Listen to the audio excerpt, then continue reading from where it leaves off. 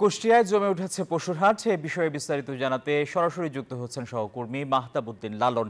লালন, হাটে এবছর পশুর দাম কেমন?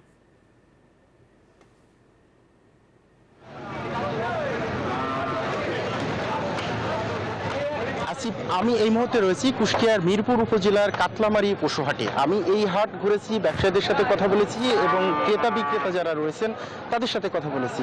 তো তাদের সাথে কথা বলে যে বিষয়টি জেনেছি যে আসলে এই বছর কিন্তু পশুর দাম কম, তুলনামূলক কম। গত বছর বা তার আগের বছরে যে দামে পশু বিক্রি হয়েছে সেই তুলনায় কিন্তু এই বছরে পশুর দাম কম। দাম কম হওয়ার পিছনে যে কারণটি আসলে বিক্রেতারা বলছেন, হাটে ক্রেতা সমাগম কম।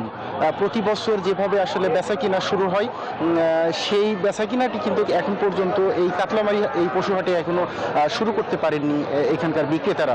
ক্রেতারা যারা আসছেন তাদের আসলে চাহিদা ছোট এবং মাঝারি গরুর মধ্যে সীমাবদ্ধ। বড় সাইজের যে গরুগুলো রয়েছে সেই গরুগুলোর কিন্তু আসলে এই হাটগুলোতে খুব একটা চাহিদা নেই এবং বড় গরুগুলো কিন্তু আসলে এই হাটে তারা তুলছেন না বলে জানাচ্ছেন বিক্রেতারা। বলছেন যে যারা ক্রেতা হিসেবে এই হাটে আসছেন না তাদের কাছে দেশি জাতের ছোট যে গরুগুলো রয়েছে সেই গরুগুলো তুলনামূলকভাবে আসলে চাহিদা বেশি। পাশাপাশি মাঝারি সাইজে যে গরুগুলো রয়েছে সেই গরুগুলোও কিন্তু আসলে বেচা বিক্রি হচ্ছে। তবে ক্রেতারা যেটি বলছেন যে আসলে দাম নাগালের মধ্যে রয়েছে, তারপরেও কিন্তু আসলে বিক্রেতাদের কাছ থেকে তাদের দাম দর করে এই গরুগুলো ক্রয় করতে হচ্ছে। আমি জেলা প্রাণী সম্পদ কর্মকর্তার সাথে কথা বলেছি। জেলা প্রাণী সম্পদ কর্মকর্তা যেটি বলছেন যে কুষ্টিয়া জেলায় এই ঈদুল আজহাকে সামনে রেখে কিন্তু প্রায় 18,500 খামারি 2 লক্ষের বেশি পশু কিন্তু কোরবানির জন্য প্রস্তুত করেছেন।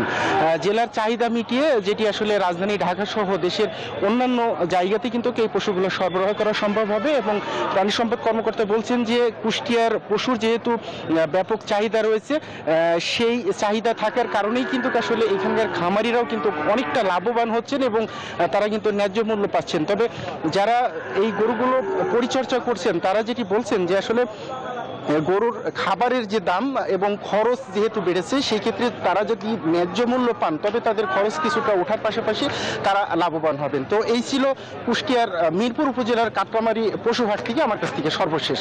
আসিফ। লালন, আপনাকে ধন্যবাদ। দর্শক, কুষ্টিয়া থেকে জানাচ্ছিলেন সহকর্মী মাহতাবউদ্দিন লালন।